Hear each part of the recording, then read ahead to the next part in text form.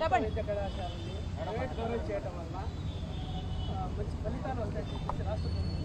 ఏం ఫలితాలు వస్తాయన్నా? ఇప్పుడు మీరున్నారు, మీ పిల్లల్ని మీరు డాక్టర్ చేయాలని అనుకున్నారు. ఇప్పుడు ₹1 కోటి ఫీజు అంటున్నారు వాళ్ళు. ఎంత 57.5 లక్షలు చెప్తా ఉన్నారు ఫీజు. 60 లక్షలు మీరు కట్టగలుగుతారా? మీరు కట్టే పరిస్థితిలో ఉన్నారా? కట్టగలుగుతారా? ఇక్కడ ఉన్నటువంటి సామాన్యులు ఎంతమంది అఫోర్డ్ చేసుకుంటారు? ఎంతమందికి అఫోర్డ్ అవుతుంది ఇది? ఇలాంటి పరిస్థితుల్లో ప్రైవేటైజేషన్ పెడితే వాళ్ళు ఎంతకంటే అంత కమ్ముకోవచ్చు.